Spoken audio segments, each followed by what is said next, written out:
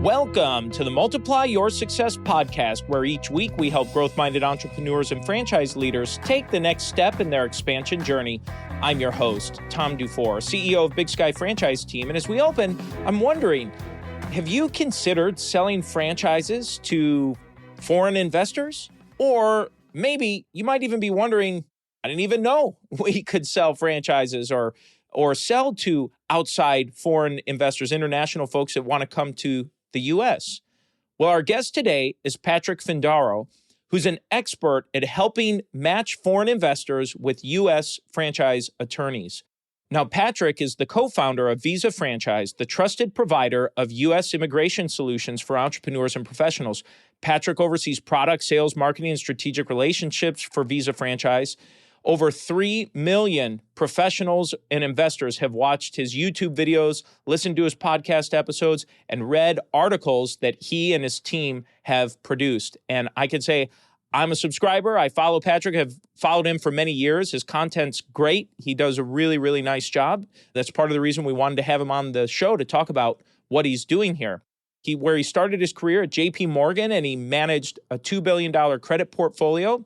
He later worked with private equity and information services before co-founding Visa Franchise in 2015 and Vetted Biz, which is a franchise intelligence hub, in 2019 with his brother.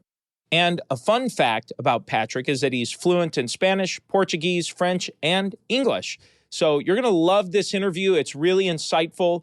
So let's go ahead and jump right into it. My name is Patrick Findaro, co-founder at Visa Franchise and Vetted Biz. We've had the opportunity of knowing each other for several years here, being both in the franchise world. A key thing that I'd love to talk through today with you is this idea about foreign investment visas and franchise investors coming in and buying franchises through this whole program. And so in the franchise world, and people I speak with, franchisors, they're always interested in this topic, but the information's hard to kind of gather and get a grasp around. So I'd love for you to maybe just give us a little overview about what this looks like for foreign investors to start investing into franchises, maybe just from a high level there. Definitely, Tom. So to give perspective, we just crunched the numbers for the government fiscal year 2024, and there were 54,000 E2 investor visas issued.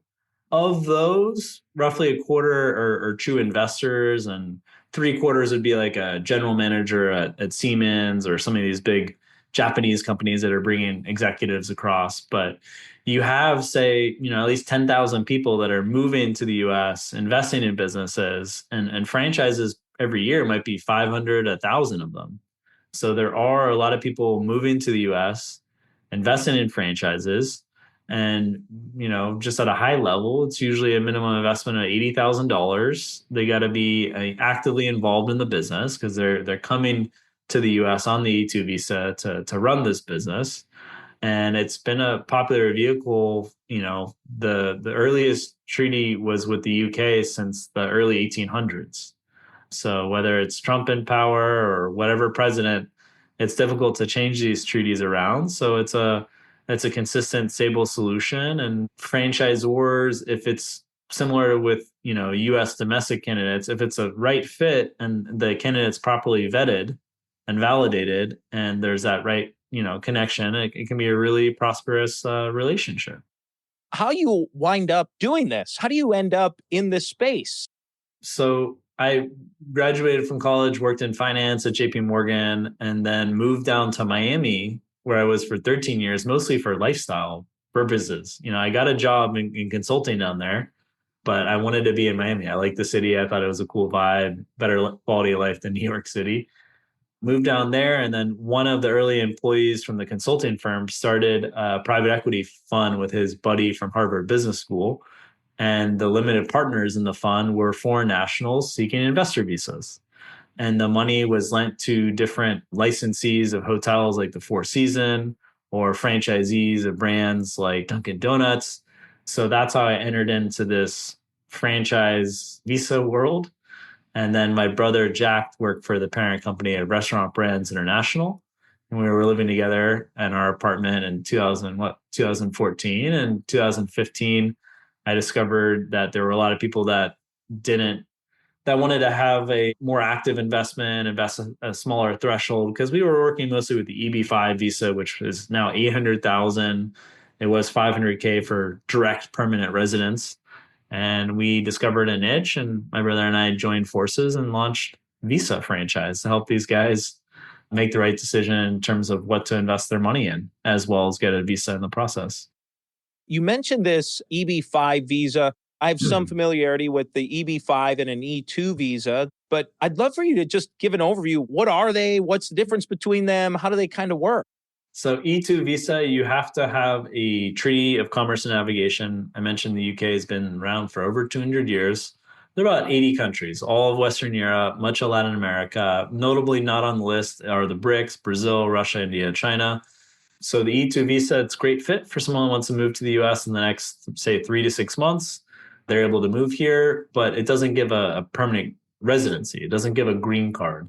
So a green card, there's all different types of ways to get a green card, whether it's through marriage, special abilities, talent, or investment.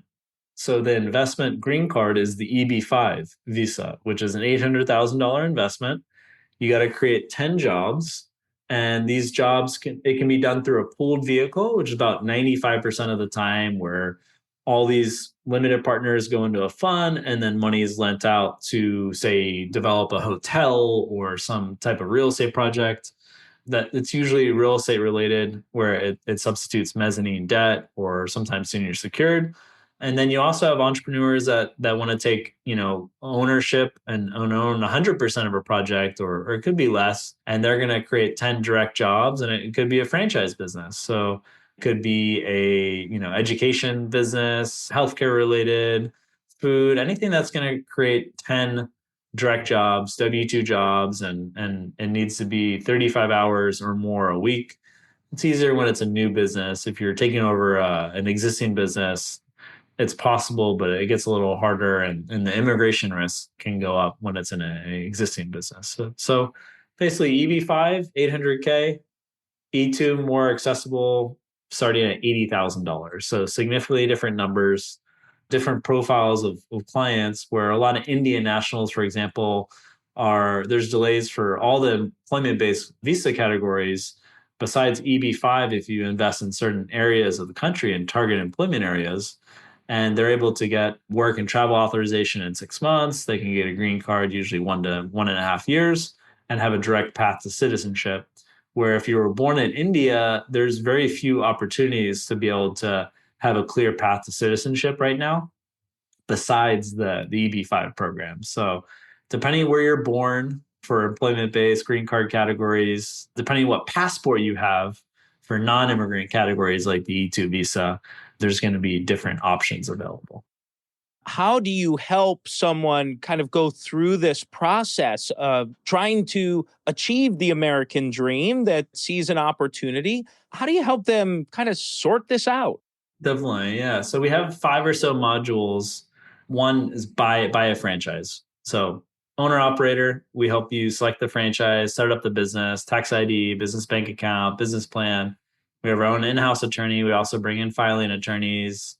Everything A to Z we handle. So that could be a good fit. But maybe after 6 weeks, franchising is not for you, and you want to do your own independent startup. Then we also have a solution: start a business, where we do pretty much everything needed for the E2 visa or whatever visa category, can be eligible through that investment, like the EB5 and some other ones like the L1 visa can be applicable. And then we have the green card by investment solution, where we help them with that, as well as we help with certain talent categories. So we basically have crafted, and we act as, a wealth manager referred us a client recently said, you're like the general contractor. So we do some things in-house, and then at times we bring in the experts to get the job done. That makes sense, certainly, right? Where it may not be like a general contractor. They may not need some specialist all the time, but sometimes they've got to have a sub that they would go to help out in various areas.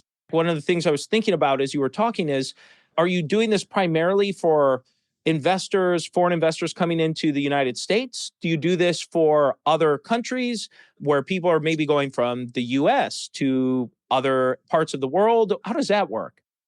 Yeah, good question, Tom. We've been approached many times in the past, basically do it for like countries like the Canada and the UK, but the US market's just so big. Year over year growth for the E2 visa category is just it keeps going up.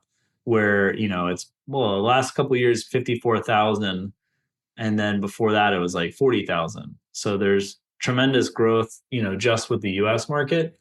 And then, we have really good knowledge of the operating environment in the US for starting these businesses, selecting these businesses. So if we were going to do another market, we'd probably have to partner with someone that really understood the local landscape, whether it be in Europe or Latin America.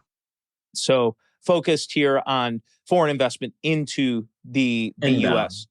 I didn't mention, and we didn't talk about this before, but we have groups that also help not just with foreigners investing in businesses from abroad, but also staffing.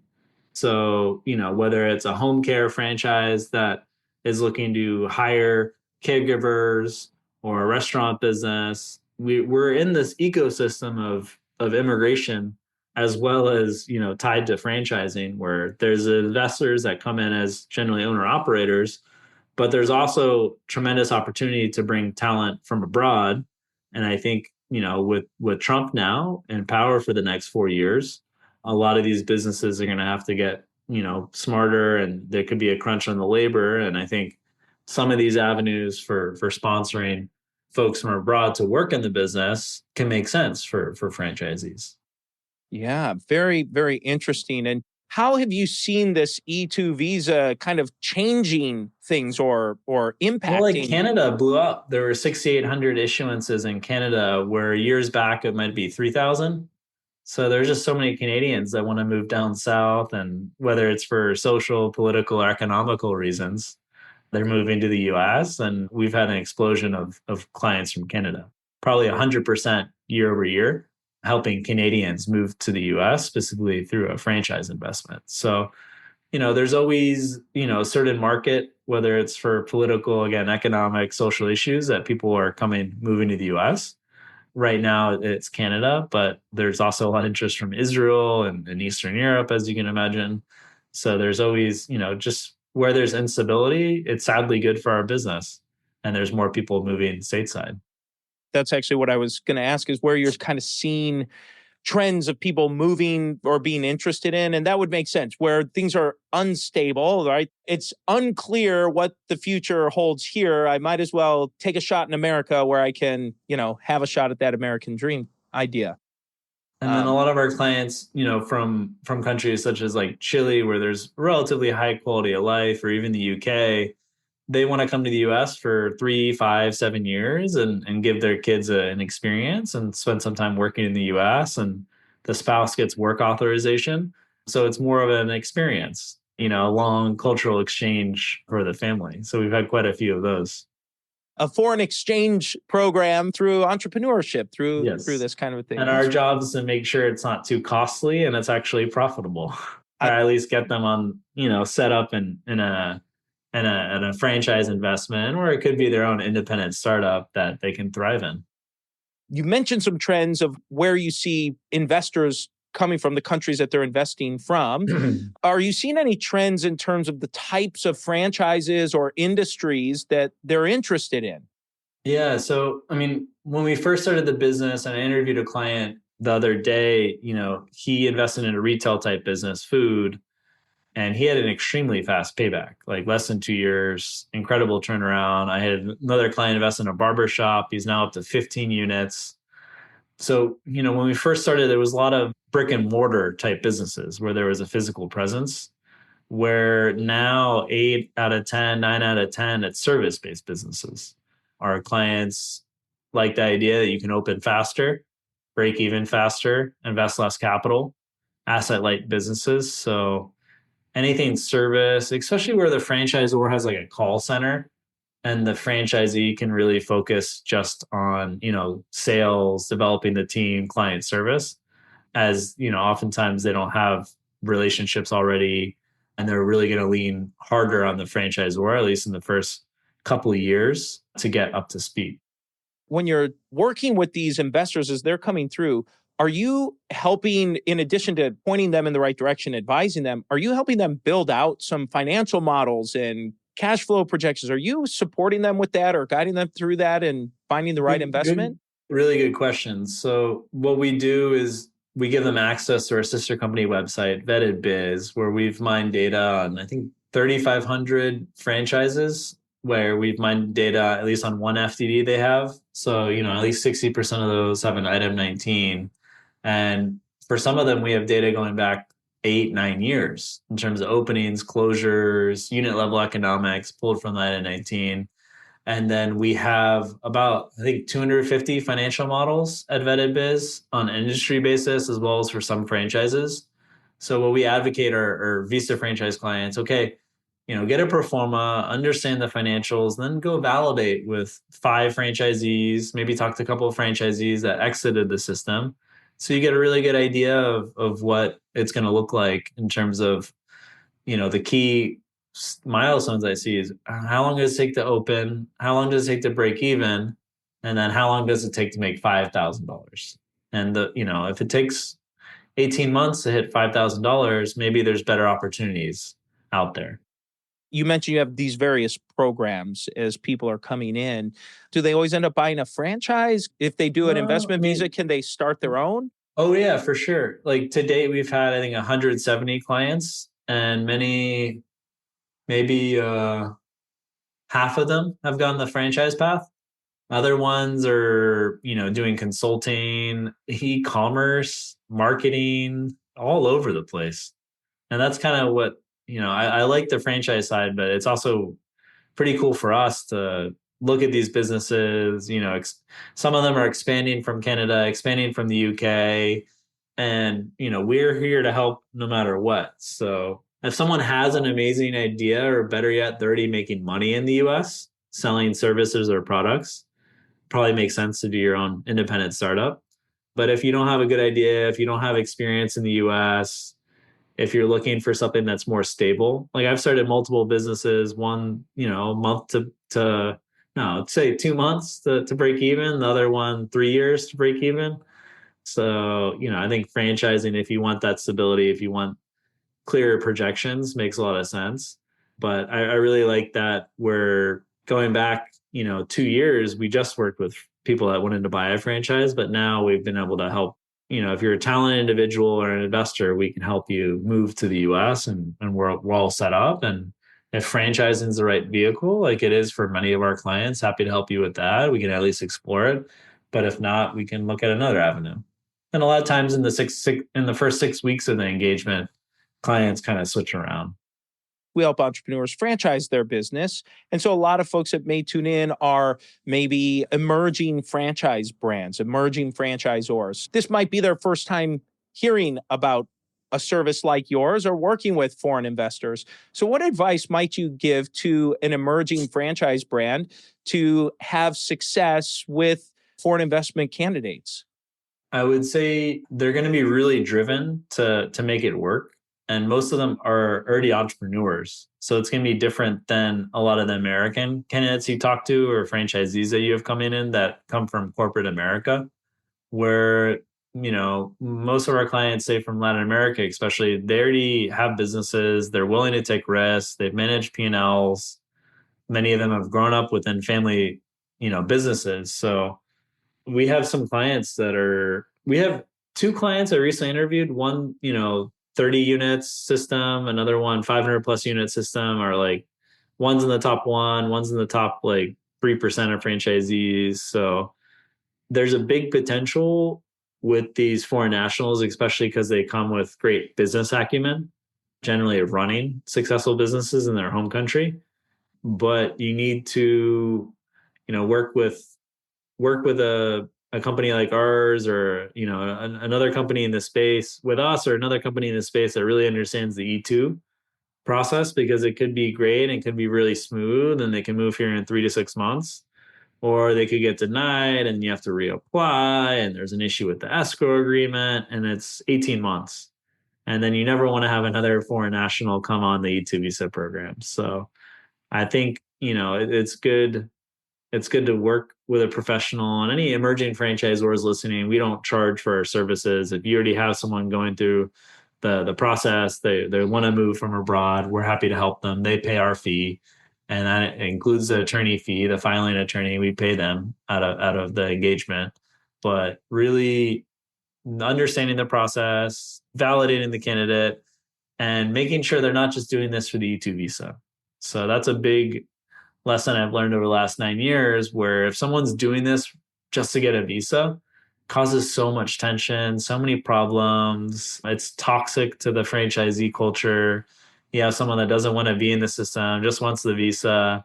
So I would advocate people that they really vet the E2 visa candidate and make sure that they're a good cultural fit and they're going to really run and grow this business.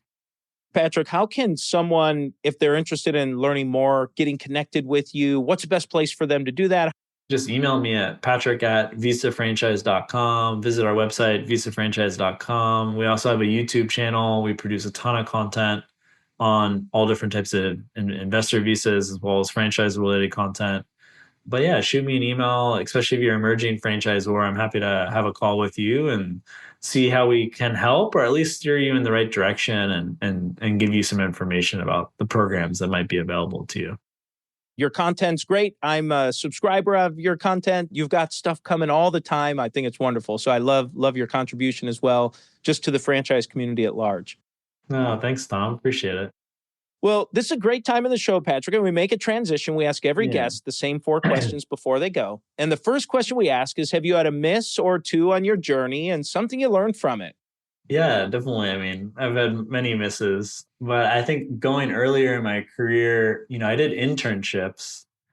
They were always for like a month or two, and I don't think you have enough time to really understand what you're good at or what you think you can thrive in.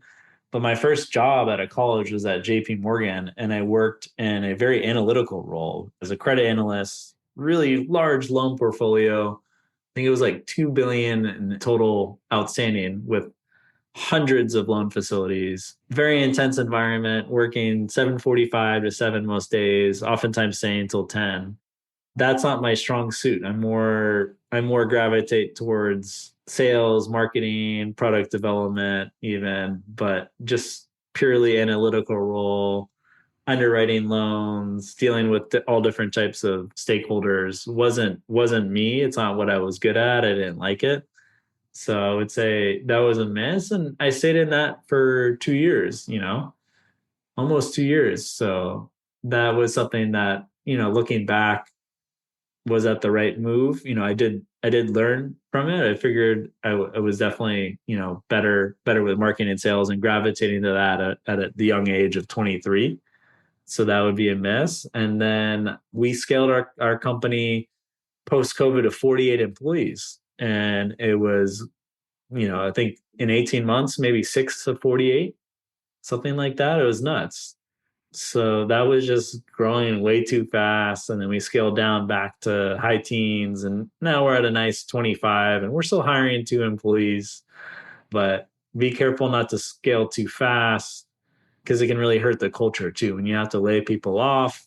And there were many months that we were in the red because we wanted to keep everyone. But it does hurt the culture a lot. So just be mindful of that. I think that was a big lesson that I learned. Thanks for sharing both of those there. Well, let's talk about the other side. Let's talk about a make or a highlight. I think a highlight is I've been blessed to really know what I'm good at and what I really like from an early age. It was, working at small companies, really gravitating to marketing and sales, identifying product market fit fast. So a large part of that is developing the product, the solution that you're going to sell. So, I'm 36 now and I was able to learn at age 23 that that's what I wanted to do. And I went from JP Morgan to a 60-person company to a 5-person company to me and my brother. So I was able to scale down, learn from these businesses with smaller structures to eventually start my own business. That clarity is really, truly a gift. So many people and even adults 40, 50, 60 years old are still trying to figure out, what do I want to do? What do I want to be when I grow up? So Definitely. yeah, so I think that's wonderful. Well, let's talk about a multiplier that you've used to grow yourself personally, professionally, or any of the organizations you've run. Definitely. I read at least an hour a day, and it's a mix of, I usually read 3 books at the same time: psychology/business, a book on religion, and then it could be fiction or a biography. So I'm always reading. And then also just habits. I think, waking up before my kids wake up, meditating, praying, fasting once a week, and just kind of having certain habits. Sometimes I'll forget those habits on a Saturday, but I think it's good, and it's really helped me grow professionally as well as personally. Wonderful. Well, the final question we ask every guest is, what does success mean to you? I would say that you live a fulfilled life. So there's a lot that go into that, a mix of, I think when you look at and envy someone where it's like Elon Musk or some other public figure, it has to be, would you live their life? And we see the business success, but so many people have 3 divorces and they have kids that don't talk to them. And I think success is having a fulfilled life, professionally, personally with your family, socially, spiritually. So, being fulfilled in these different aspects of your life. Patrick, as we bring this to a close, is there anything you were hoping to share or get across that you haven't had a chance to yet? No, I'm a big fan of your modus operandi and how you go about talking to emerging franchisee prospective clients that are looking to franchise and being super direct, and appreciate all that you do as well in the franchising space, and look forward to hopefully helping some of these emerging franchise brands better understand the different ways that they can benefit from U.S. immigration, whether it's on the investment side or it's on setting up programs for sponsoring employees for their corporate locations, or setting up programs for their franchise locations that franchisees can benefit from these foreign nationals entering the US. I'm here. People can email me at patrick@bisafranchise.com. I'm happy to connect. Patrick, thank you so much for a fantastic interview. And let's go ahead and jump into today's 3 key takeaways. So takeaway number 1 is when Patrick talked about 54,000 investment investors that came into the USA last year. I thought that was a pretty big number. I wasn't expecting it to be that high. Takeaway number 2 is when he talked about the minimums for the EB-5 and the E-2 visa, that 80 countries around the world have E-2 visa treaties and agreements in place. And it starts at an $80,000 minimum, but it does not include a green card. And the EB-5 can lead to a green card if it creates 10 full-time jobs, has an $800,000 minimum investment, and sounds like some other details that are part of that. Takeaway number 3 is what he has seen in franchise trends specifically for foreign investors coming through. One in particular that he's found that about 8 out of 10 of these foreign investors are coming in and purchasing service-related businesses, especially if you're a franchisor that has a call center. And now it's time for today's win-win. So today's win-win is when Patrick talked about his advice for emerging brands, and specifically as it pertains to bringing in foreign investors into your franchise system. I thought this was some great advice, and just piecing together some things that he said throughout the interview as well.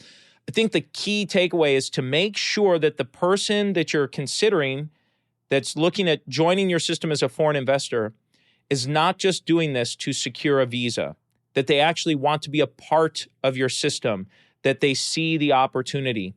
I also think it's important to note that if you're going to be bringing a foreign international investor into your system, Patrick had mentioned this idea of having a call center, and I think what we can pull from that is what services or things can you do with your franchise system to be prepared for and be ready to fully support a foreign investor? How can you help make it easy for them to say yes or to want to join your system? I thought that was great takeaway.